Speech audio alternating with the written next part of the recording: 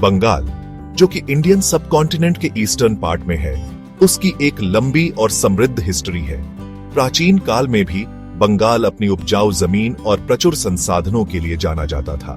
गंगा और ब्रह्मपुत्र नदियां इसके मैदानों से होकर बहती थीं, जिससे मिट्टी खेती के लिए उपयुक्त हो जाती थी। यहीं पर प्रसिद्ध बंगाल टाइगर आजादी से घूमता था। बंगाल अपने उत्तम कपड़ों जैसे कि कॉटन और सिल्क के लिए प्रसिद्ध था। इनका व्यापार भारत के दूसरे हिस्सों और दूर देशों के साथ भी होता था। बंगाल के लोग कुशल बुनकर और कारीगर थे, जो बेहद कीमती वस्त्र बनाते थे। मुगल साम्राज्य के दौरान बंगाल व्यापार और वाणिज्य का केंद्र बनकर फला फूला। बंगाल की खाड़ी पर इसकी रणनीतिक स्थिति ने इसे महत्वपूर्ण समुद्री मार्गों तक पहुंच प्रदान की। इसने इसे दक्षिण पूर्व एशिया, चीन और यूरोप के साथ व्यापार का केंद्र बना दिया। मुगलों ने बंगाल के महत्व को पहचाना और इसके विकास में निवेश किया। उन्होंने व्यापार को सुविधाजनक बनाने के लिए सड़कें, पुल और अन्य बुनियादी ढांचे बनाए। इस काल में ढाका और मुर्शिदाबाद जैसे शहर मुगल प्रशासन और वाणिज्य के महत्वपूर्ण केंद्रों के रूप में उभरे। मुगल राज में बंगाल ने खुशहाली का एक सुनहरा दौर देखा। उपजाऊ जमीन ने चावल, गन्ना और नील जैसी फसलें बहुतायत में पैदा की। यह कृषि संपदा इसके फलते फूलते कपड़ा उद्योग के साथ मिलकर बंगाल को मुगल साम्राज्य के सबसे अमीर प्रांतों में से एक बना दिया। मुगल बादशाहों ने बंगाल पर शासन करने के लिए योग्य प्रशासकों को नियुक्त किया। ये प्रशासक, जिन्हें नवाब के रूप में जाना जाता था, कानून और व्यवस्था बनाए रखने, कर इकट्ठा करने और व्यापार को बढ़ावा देने के लिए जिम्मेदार थे। उन्होंने शासन की एक ऐसी प्रणाली स्थापित की जिसने प्रांत की स्थिरता और समृद्धि सुनिश्चित की। बंगाल की दौलत उसके शहरों की भव्यता और उसके शासक वर्ग की विलासिता में साफ दिखाई देती थी। नवाब आलीशान महलों में रहते थे, जो जटिल नक्काशी और कीमती पत्थरों से सजे होते थे। वे कलाओं को संरक्षण देते थे और बंगाल साहित्य, संगीत और नृत्य का केंद्र बन गया। मुगल काल के दौरान बंगाल की समृद्धि ने दुनिया भर के व्यापारियों और सौदागरों को आकर्षित किया। वे इस क्षेत्र के उत्तम वस्त्रों, मसालों और अन्य वस्तुओं की तलाश में आए थे। व्यापार के इस प्रवाह ने बंगाल के आर्थिक विकास को और बढ़ावा दिया, जिससे यह अवसर और बहुतायत की भूमि बन गई। 1757 में लड़ा गया प्लासी का युद्ध बंगाल के इतिहास में एक बहुत बड़ा मोड़ था। यह बंगाल के नवाब सिराज उद दौला पर ब्रिटिश ईस्ट इंडिया कंपनी की एक निर्णायक जीत थी। इस लड़ाई ने बंगाल और आखिरकार पूरे भारतीय उपमहाद्वीप में ब्रिटिश औपनिवेशिक शासन का रास्ता साफ कर दिया। इस संघर्ष के बीच बंगाल में ब्रिटिश ईस्ट इंडिया कंपनी के बढ़ते प्रभाव में बोए गए थे। शुरुआत में व्यापार के लिए स्थापित कंपनी ने धीरे धीरे अपनी सैन्य और राजनीतिक शक्ति का दावा करना शुरू कर दिया। इसने बंगाल के आंतरिक मामलों में दखल देने के लिए अपने व्यापारिक विशेषाधिकारों का फायदा उठाया, जिससे स्थानीय शासकों में नाराजगी पैदा हुई। प्लासी का युद्ध केवल एक सैन्य टकराव नहीं था, यह महत्वाकांक्षाओं और विचारधाराओं का टकराव था। बंगाल का युवा नवाब सिराज उद दौला अपने अधिकार का दावा करने और कंपनी के बढ़ते प्रभाव को कम करने के लिए दृढ़ था। दूसरी ओर अंग्रेजों ने इस धनी प्रांत पर अपना प्रभुत्व स्थापित करने का अवसर देखा। प्लासी में जीत के दूरगामी परिणाम हुए। इसने अंग्रेजों को बंगाल के खजाने पर नियंत्रण और उसके विशाल संसाधनों तक पहुंच प्रदान की। इसने कंपनी को भारत के अन्य हिस्सों पर अपना प्रभाव बढ़ाने के लिए भी प्रोत्साहित किया, जिससे अंततः ब्रिटिश राज की स्थापना हुई। प्लासी की लड़ाई के बाद ईस्ट इंडिया कंपनी ने धीरे धीरे बंगाल पर अपना कब्जा जमा लिया। कंपनी, जो शुरू में व्यापार पर केंद्रित थी, एक शक्तिशाली राजनीतिक संस्था में बदल गई, जो विशाल क्षेत्रों और लाखों लोगों पर राज करती थी। इसने बंगाल के इतिहास में एक नए युग की शुरुआत की, जो शोषण, आर्थिक नुकसान और पारंपरिक शक्ति संरचनाओं के क्षरण की विशेषता थी। कंपनी का शासन बंगाल के संसाधनों के व्यवस्थित शोषण द्वारा चिह्नित किया गया था। कंपनी ने किसानों को अक्सर खाद्य फसलों की कीमत पर नील और अफीम जैसी नकदी फसलें उगाने के लिए मजबूर किया। इससे भोजन की कमी और अकाल पड़ा, जिससे बंगाली आबादी में व्यापक दुख हुआ। कंपनी ने भारी कर भी लगाए, जिससे बंगाल की संपत्ति और कम हो गई और उसकी तिजोरी भर गई। ईस्ट इंडिया कंपनी की नीतियों का बंगाल की अर्थव्यवस्था पर विनाशकारी प्रभाव पड़ा। कभी फलता फूलता कपड़ा उद्योग जो इस क्षेत्र में समृद्धि लाया था, ब्रिटिश निर्माताओं के साथ प्रतिस्पर्धा को खत्म करने के लिए व्यवस्थित रूप से नष्ट कर दिया गया था। पारंपरिक शिल्प में गिरावट आई और बंगाल, जो कभी व्यापार और वाणिज्य का केंद्र था, ब्रिटिश कारखानों के लिए कच्चे माल का स्रोत बन गया। कंपनी के शासन से बंगाल में पारंपरिक शक्ति संरचनाओं का भी क्षरण हुआ। जमींदारी प्रणाली, जो सदियों पुरानी भूमि व्यवस्था थी, कंपनी और उसके ब्रिटिश अधिकारियों को लाभ पहुंचाने के लिए हेरफेर की गई थी। इससे कई पारंपरिक जमींदार गरीब हो गए और भूमि राजस्व पर कंपनी का नियंत्रण बढ़ गया। 1943 का बंगाल का अकाल पता है, एक बहुत ही भयानक त्रासदी थी जिसमें लाखों लोग मारे गए थे बंगाल में। यह असल में एक मानव निर्मित आपदा थी जो दूसरे विश्व युद्ध के दौरान विंस्टन चर्चिल के नेतृत्व वाली ब्रिटिश सरकार की नीतियों से और भी बदतर हो गई। इस विनाशकारी घटना ने उपनिवेशवाद की क्रूर वास्तविकताओं को उजागर कर दिया और बंगाल की सामूहिक स्मृति पर एक गहरा घाव छोड़ दिया। अकाल कई कारकों के जटिल मेल से शुरू हुआ, जिसमें युद्धकालीन मुद्रास्फीति, भोजन की कमी और ब्रिटिश सरकार की नीतियां शामिल थी। बर्मा पर जापानी कब्जा, जो बंगाल के लिए चावल का एक प्रमुख आपूर्तिकर्ता था, ने खाद्य आपूर्ति श्रृंखला को बाधित कर दिया और आवश्यक वस्तुओं की कमी पैदा कर दी। हालांकि यह ब्रिटिश सरकार की नीतियां ही थीं, सच में, जिसने इस कमी को एक पूर्ण अकाल में बदल दिया। युद्ध के प्रयासों में व्यस्त विंस्टन चर्चिल की युद्धकालीन सरकार ने ब्रिटिश सैनिकों और नागरिकों के लिए खाद्य आपूर्ति को प्राथमिकता दी, बंगाल से संसाधनों को दूर कर दिया। भारत में अधिकारियों द्वारा आने वाले संकट के बारे में चेतावनियों के बावजूद चर्चिल की सरकार ने स्थिति को कम करने के लिए पर्याप्त खाद्य भंडार जारी करने से इनकार कर दिया। अकाल का बंगाल पर विनाशकारी प्रभाव पड़ा।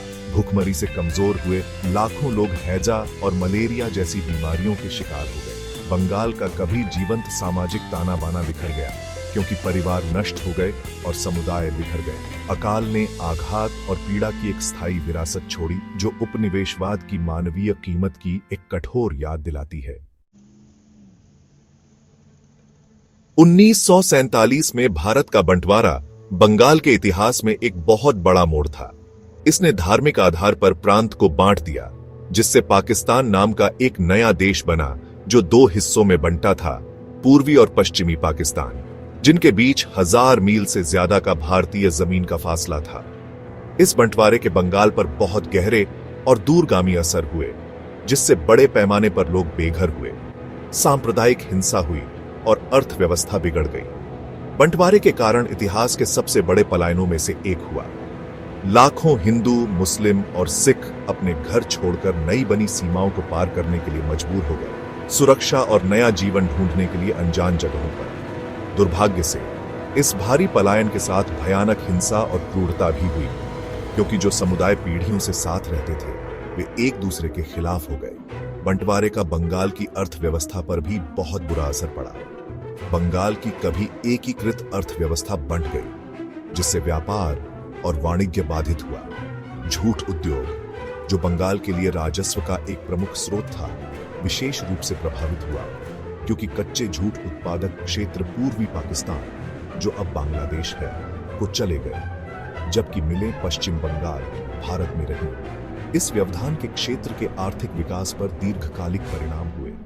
बंटवारे ने बंगाल पर एक स्थायी विरासत छोड़ी, जिसने आने वाले दशकों तक इसके राजनीतिक, सामाजिक और आर्थिक परिदृश्य को आकार दिया। इसने भारत और पाकिस्तान के बीच अविश्वास और संदेह का माहौल बनाया, जिससे आगे चलकर और संघर्ष और तनाव पैदा हुए। बंटवारे के जख्म आज भी गहरे हैं, जो इस ऐतिहासिक घटना की मानवीय कीमत की याद दिलाते हैं। बंटवारे के बाद सच कहूं तो बंगाल के लिए बहुत ही मुश्किल समय था। पश्चिम बंगाल, जो अब आजाद भारत का हिस्सा था, उसके सामने अपनी अर्थव्यवस्था को फिर से बनाने और लाखों शरणार्थियों को बसाने का बड़ा काम था। इस क्षेत्र में राजनीतिक अस्थिरता, आर्थिक मंदी और सामाजिक अशांति देखी गई। विभाजन का पश्चिम बंगाल की जनसांख्यिकी पर गहरा प्रभाव पड़ा। लाखों शरणार्थी, मुख्य रूप से पूर्वी पाकिस्तान से हिंदू, पश्चिम बंगाल में शरण और एक नया जीवन ढूंढने के लिए आ गए।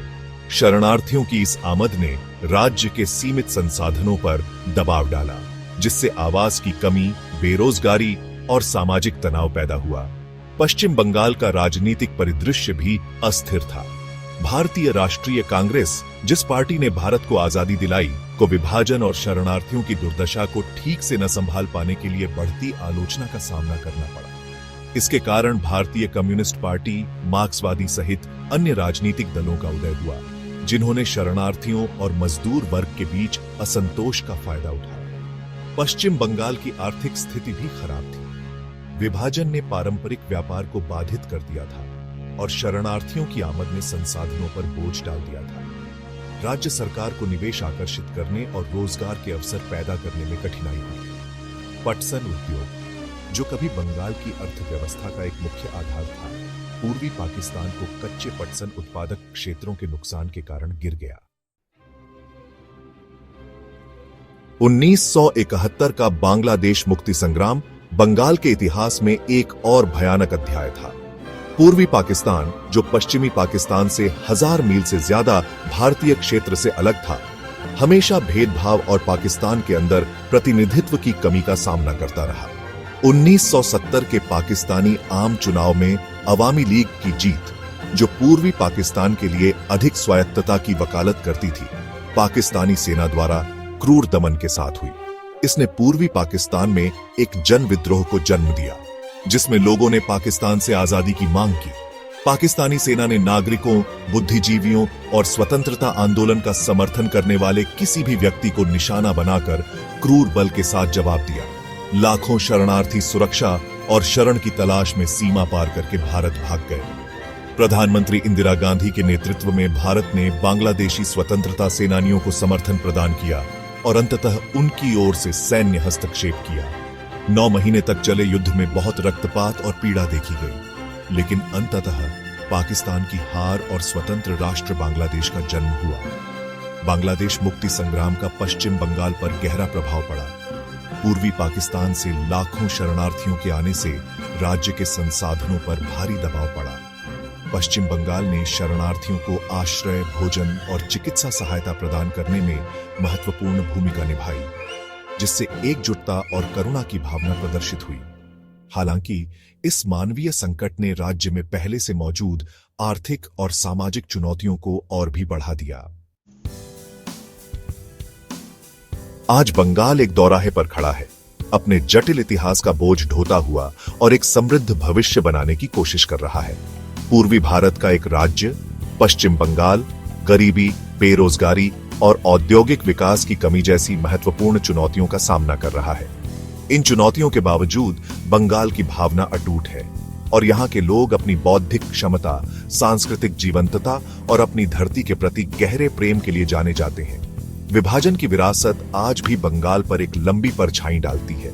यह क्षेत्र अभी भी बांग्लादेश से अवैध अप्रवासन के मुद्दे से जूझ रहा है, जिससे सामाजिक और राजनीतिक तनाव पैदा हो रहा है।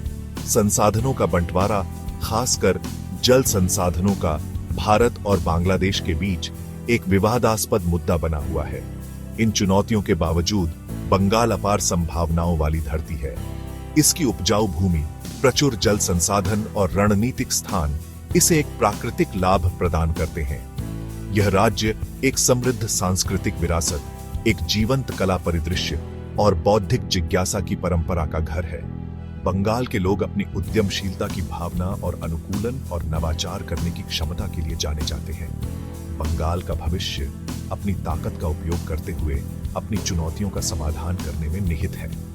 इसके लिए आर्थिक विकास, सामाजिक न्याय और पर्यावरणीय स्थिरता पर ध्यान केंद्रित करते हुए एक बहुआयामी दृष्टिकोण की आवश्यकता होगी। शिक्षा, स्वास्थ्य सेवा और बुनियादी ढांचे में निवेश करके बंगाल अपने लोगों के लिए एक उज्जवल भविष्य बना सकता है और दक्षिण एशिया में प्रगति और समृद्धि के प्रतीक के रूप में अपना स्थान पुनः प्राप्त कर सकता है।